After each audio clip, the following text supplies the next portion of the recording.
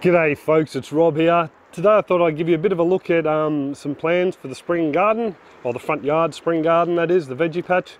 You're going to have to excuse me if I sound a little bit nasally and I may sniff here or there. I've been crook for a couple of weeks and I think I'm on the tail end of it now. And yeah, just over the past 2 days I've managed to come out here and knock off a few small jobs. So thought I'd bring you along and yeah, show you what I've done and let you in on a few of the plans.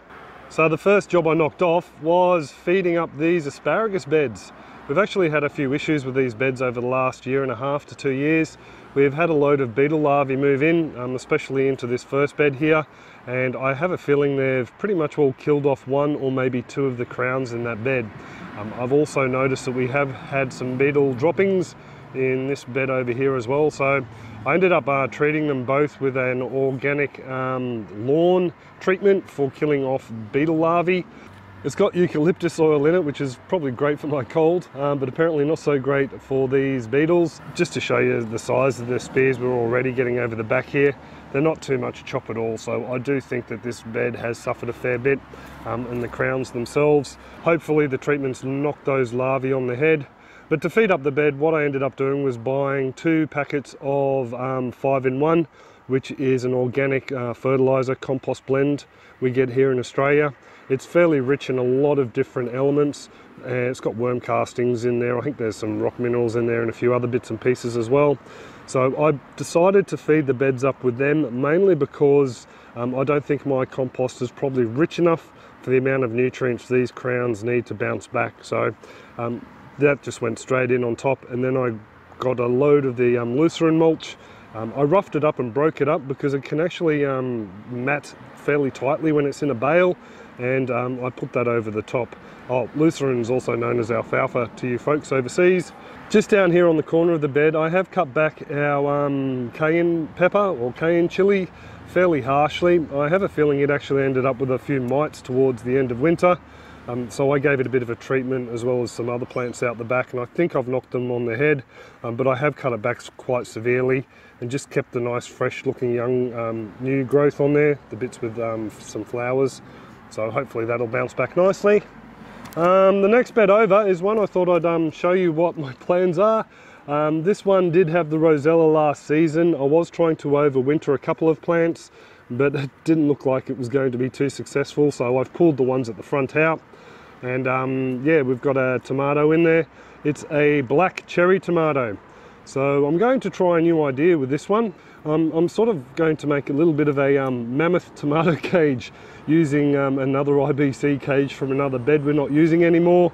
And just down here I've got a root pouch full of our own compost, and I mixed in roughly around about 1.5 cups of organic chicken pellets in there as well. And I'm just going to top dress that, and then I'll finish it off with some lucerne mulch. Earlier on I actually came out here and I trimmed off a lot of the undergrowth, or a lot of the leaves, excess leaves on that tomato plant. I just wanted to create a little bit of airflow through there. I didn't want it to end up too closed off, because we have had issues with blight in the past. Normally cherry tomatoes are pretty resistant to it though, I found. I didn't really want to take the risk.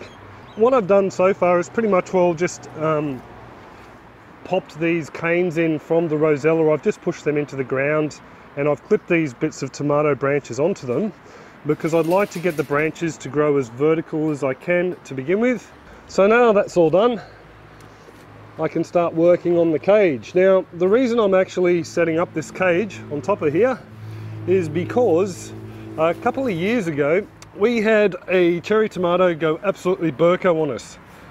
It took over the whole chicken pen, and I'm sort of hoping this one here will do the same thing. It's got the cage caught up in it, and unfortunately if it's just in a bed like this, those branches are just going to cascade down onto the ground and just be a real mess. Basically fruit on the ground, I'll run over them with the lawnmower.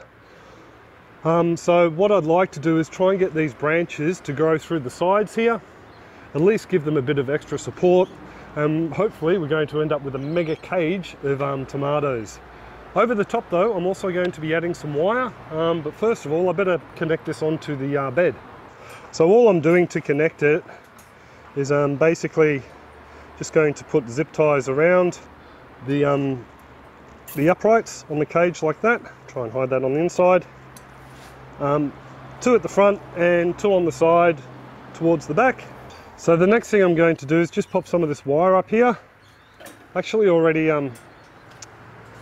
nailed in some cleats just to hold it down. I think we'll go to that one there.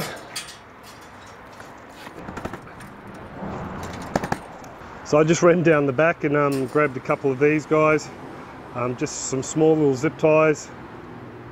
And I'm running them just through some holes on the base of the IBC cage. Now you could do something like this, I suppose, with cattle panel if you wanted. I'm just pretty much just trying to make use of whatever I've got laying around. So that's why I'm using the IBC cage. I'm going to leave the stems that I've already clipped up on there until they get large enough to grow through the top. Then the idea is that they're just going to trail down and keep the fruit off the ground. And hopefully we're going to end up with a bumper crop. And just working with the plant today, I did notice that there's a number of flower heads already open in there. So pretty chuffed about that. So obviously wasn't thinking very clear because I forgot to mulch the bed. So luckily these holes are large enough that I can just push it through and onto the top. And I'll probably do it round about 50 mil or 2 inch deep. So I've got some seeds I want to sow in here as well. These are the Kajari melons that we grew last year on our back stairs. So hopefully they'll be able to grow up through here, around here, and then onto the mesh on the top as well. They will probably end up on the ground a little bit, but I'm not too worried. I'll just train them over into other beds. So I'll just clear a bit of this mulch back, and I'll be sowing them fairly much well directly into the compost. I'll come back and give them a bit of a water later on.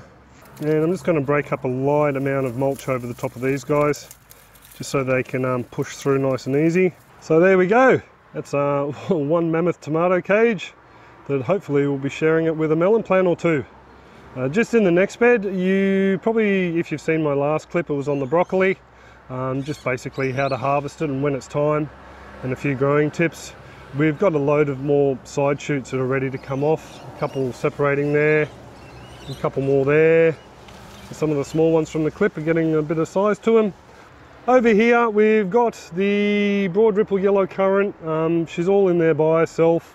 I'm actually going to be removing her very soon and probably turn either this bed here or that bed there into okra, and whichever one's not okra will end up being rosella.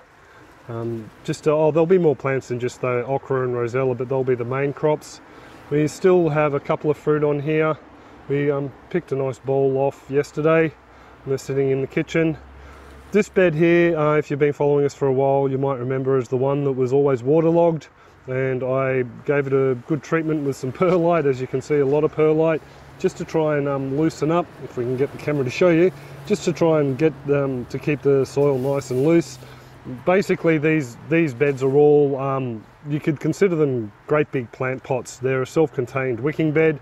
You can see the little overflow port there, and the water goes over there. And unfortunately I made this one with the incorrect soil mix, and it always held on to a lot of water. So I tried to break it up by adding some perlite. That's pretty much all the short of it. In here though, what I'm going to be planting is some corn, mainly because I found corn really does like to have wet feet. Not soaking wet feet, but a lot of moisture at hand. So I'm hoping they'll really like this bed because it is still fairly moist. And at the front here we just have a couple of warrigal greens I transplanted out, and you can probably see these little flecks of red. There's a couple I've pulled out there. We've got the red amaranth that are popping up all the time out the front here as well. This bed here, I'm not too sure what we're going to put in it at the moment. Yeah, we'll work that out with Bianca, see if there's something she'd like to have a crack at. Might just turn it into flowers yet, get some beneficials into this area of the yard. Over here we have a bed full of volunteer broad ripple yellow currants. We had a plant grow in, I think it was this bed here, or it might have been this bed here last year. Anyway, it ended up growing all up the neighbour's tree, and she's got a couple of volunteers. You might be able to see just through the fence there at the moment. So we're going to have a ton of broad ripple yellow currants, hence pulling that other plant out. It's getting a bit long in the tooth. And this one here already has some tiny fruit on it, down in there. So as soon as we get some decent fruit set on this, the other one will come out. and we're still waiting for bananas to mature. We've got that bunch there. The trunk of this one is on a bit of a lean, so I might have to get my A-frame and prop this one up. There is another bunch just here, a bit hard for you to see against the blue sky. This one here, this was the last one to form. And the first one, if I can stop the camera from flaring out, is over the fence next door. So that one's just starting to turn yellow over the last couple of days. So we'll pull it off. Actually, that one there's got a bit of a split in it. So I'll probably pull that bunch off after I finish filming. But yeah, the little banana patch as a whole, I think it probably could do with a little bit of feed and probably a little bit of extra water as well, because I don't tend to water it. I do cut down any leaves and mulch them up and put them around the base to try and put some nutrients back in the soil. But I think, yeah, maybe I should dump a wheelbarrow of compost in the centre. My little bathtub that I had the lime tree and the fig tree in, I ended up having a bit of an issue with it. Just after they went in there, we had a load of rain, and I ended up saturating the poor lime tree, the finger lime tree, and it started to drop a lot of leaves.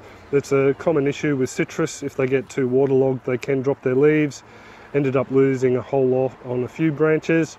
I also found down here as well a chrysalis from a butterfly just down in there, so I have a feeling a caterpillar had a bit of a munch on a few of them as well. But we ended up with a load of leaves falling off, so I've put them in these shallower trays that were out here with other plants in them, and hopefully they'll do a lot better. The fig, it's got loads of figs on. Well, not loads, but you know, 2, 4, 5. It's got 5 figs on. So these figs hopefully will be ripening up before the birds get them, and I'll be able to flog them before the Bianca gets them. Yeah, so these pouches aren't permanent. These plants will be going in the ground at some point. I can't believe I nearly forgot about the corn. That's how clear my head is, folks. I'll just plan it out quickly now before I walk Lizzie. Yeah, just 3 basic rows, 4 in each row. There's 2 plants in most of the cells. So this has actually got 6 cells in it. They will be technically overcrowded, but because this is a wicking bed, there's a load of moisture in this soil is constantly being held there. Plus I fill it up regularly. I don't think the plants are going to dry out. Plus I will be coming through and giving it liquid feeds. So yeah, no huge drama. So I'm not going to be too scientific about this. We'll probably plant, one here, another one there, one here, and one round about there. So I will be coming back later on in the season and popping out another bed of sweet corn. So I would like to have a couple of beds. We don't normally grow a lot of sweet corn, but it's one of the foods we do eat a fair bit of. So we might as well try and grow as much as our own as we can. If I didn't mention it before, I will be mulching this bed. I'm just going to wait until the plants get about 20 centimetres or 8 inches tall, just because of the amount of moisture that this soil's held onto in the past. I really don't want the roots, you know, sitting in a lot of water. But once they get taller, they'll be using a fair bit of water themselves. So I think I really need to call it quits there, guys. I've got to walk the dog yet and start dinner.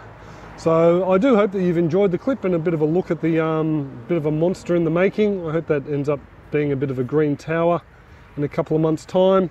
Just quickly too, if this is the first time you've seen one of our clips and you enjoyed it, you can hit that little subscribe button down there in the bottom corner and click the little bell icon when it appears, and you'll be sent notifications whenever I upload a clip to YouTube. And you can come along and say g'day. I might pick a few more of these broccoli before the end of the night, I think. Anyway, I'll leave it there. I hope you're all well and happy. Cheers, folks. Have a top one.